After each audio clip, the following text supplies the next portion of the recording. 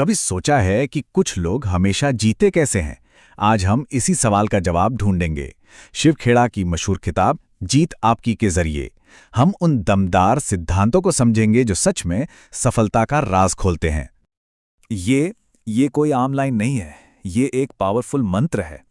विजेता अलग काम नहीं करते, वे काम को अलग तरीके से करते हैं।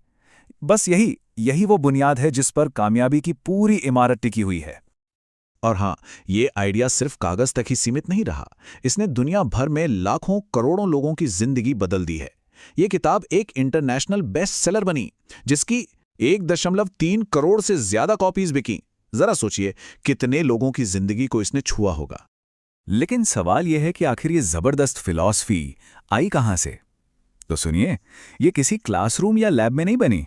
ये निकली है एक इंसान की जिंदगी के सबसे मुश्किल दौर से, एक ऐसी कहानी से जिसमें हार है, संघर्ष है और फिर एक कमाल की वापसी भी है। तो चलिए सबसे पहले उसी इंसान की कहानी को जानते हैं जिनके अनुभवों ने इस फिलॉसफी को जन्म दिया, शिव खेड़ा। शिव खेड़ा की जिंदगी की कहानी सच में किसी रोलर कोस्टर राइड से कम नहीं थी।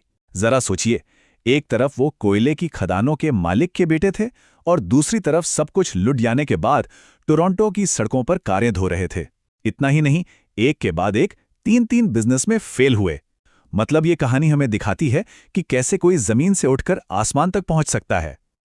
फिर उनकी जिंदगी में एक टर्निंग पॉइंट आया जिसने सब कुछ पलट कर रख दिया। वो डॉक्टर नॉर्मन विंसेंट पील के एक सेमिनार में गए और वहां उन्हें एक जबरदस्त एहसास हुआ। बाहर कुछ नहीं बदला, अंदर कुछ बदल गया।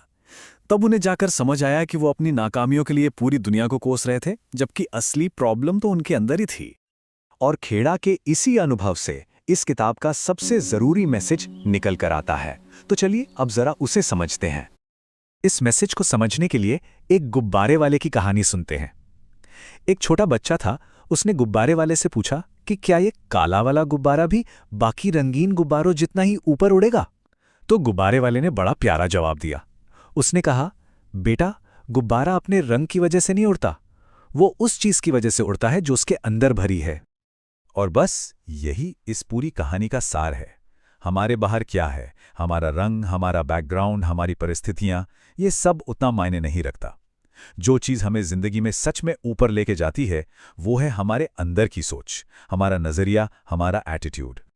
और सुनिए, ये सिर्फ कोई फिलॉसफी की बात नहीं है। हार्वर्ड यूनिवर्सिटी की एक स्टडी ने भी इसे साबित किया है।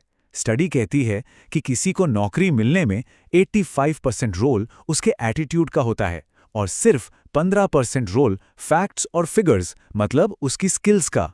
ये चौंकाने वाली बात है ना? हम सब अपनी जिंदगी का कितना सारा वक्त स्किल सीखने में लगा देते हैं, पर अपने एटीट्यूड को बेहतर बनाने में कितना लगाते हैं?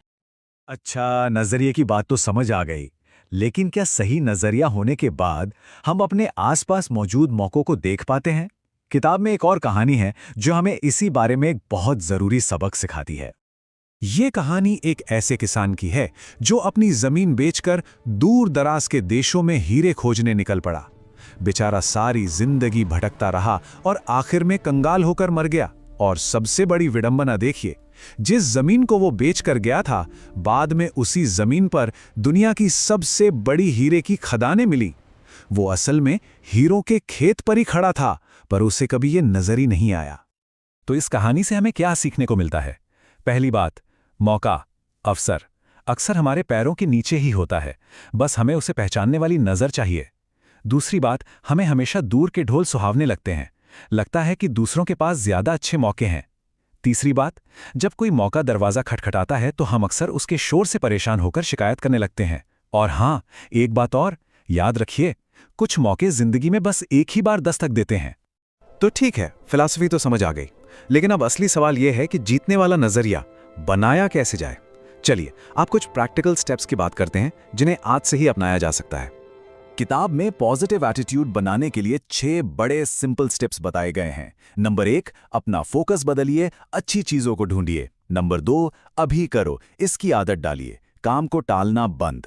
नंबर 3, ग्रैटिट्यूड, मतलब जो कुछ भी पास है उसके लिए शुक्रगुजार होना सीखिए। चौथा, सीखते रहिए, हमेशा कुछ नया। पांचवां, अपनी काबिलियत पर भरोसा कीजिए, अपनी सेल्फ एस्टीम बनाइए। और छठा, सबसे जरूरी, नेगेटिव लोगों से और नेगेटिव माहौल से दूर रहिए। ये 6 कदम सच में जिंदगी बदल सकते हैं। वो जो चौथा पॉइंट था ना कि हमेशा सीखते रहो, उसे ये कहानी बहुत अच्छे से समझाती है। एक लकड़हारा था जो बहुत मेहनत करता था, लेकिन दिन ब दिन कम पेड़ काट पा रहा था। पता है क्यों? क्योंकि वो अपनी कुल्हाड़ी की धार तेज करना ही भूल गया था। बस यही बात हम पर भी लागू होती है। हमें भी अपनी स्किल्स और नॉलेज की कुल्हाड़ी पर लगातार धार लगाते रहना चाहिए। तो कुल मिलाकर बात यह है कि कामयाबी कोई लॉटरी का टिकट नहीं है जो अचानक से लग जाएगी। नहीं, ये मेहनत, तैयारी और सही नजरिए का नतीजा होती है। जो विजेता होते हैं ना, वो जीतने की तैयारी करते हैं, और यहां सबसे जरूरी शब्द है तैयारी। और अब मैं इस बात को एक सवाल पर खत्म करना चाहूंगा। आखिरी बार अपनी कुल्हाड़ी पर धार कब लगाई थी? क्या अपने स्किल्स को बेहतर बनाने के लिए वक्त निकाला जा रहा है? जरा सोचिएगा, क्योंकि इसका जवाब ही सफलता की दिशा तय करेगा।